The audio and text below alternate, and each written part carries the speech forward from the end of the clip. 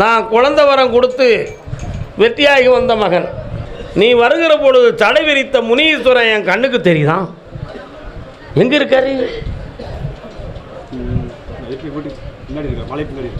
அப்படியா? கும்பிட்டுருக்கியோ அவரை முன்னால.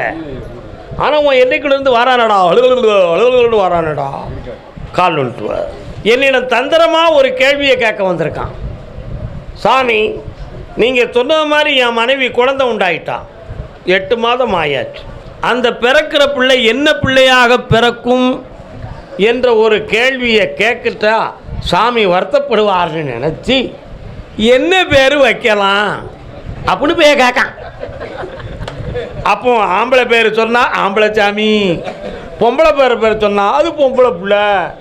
ஏலே உன்ன மாதிரி 1000 பேரை நான் பார்த்துருப்போம்ல, கால் வந்துட்டு வாடா. அவன் ஆசை தானே, அதை நிறைவேற்ற தானே இந்த புலகத்தில் நம்ம உட்கார்ந்துருக்கோம். என்னப்பா உட்கார். இந்த பிறவியில் எந்த குழந்தையை பற்றி நீ புண்ணியத்தை அடைய வேண்டுமோ அந்த குழந்தை ஆனந்தமாக பிறக்கும். ஏன்னா நீ என்னோட ஆரம்பத்தில் கேட்டது எனக்கு குழந்தை வேணும்னு தான் கேட்டேன். எனக்கு ஆம்பளை பிள்ளை வேணும், பொம்பளை பிள்ளை வேணும் அப்படின்னு கேட்குறேன். உண்மையா இல்லையா? அதனால் பிறந்து வந்தோடனே என் கையில் கொடு, அழகான பேர் வைக்க.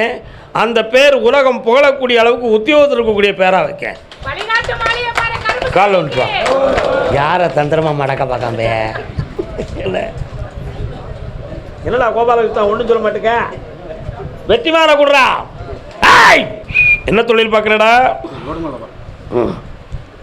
உண்டாடா தம்பி, இந்தா குழந்தை பிறந்த பிறகு 3.5 வருடத்தில் இன்னொரு வீடு கட்டுவாய், சகல கோடி செல்வமும் பெறுவாய், அனைத்து இன்பமும் அடைவாய். இந்தா புண்ணியமாறு மகனே, சென்று வா.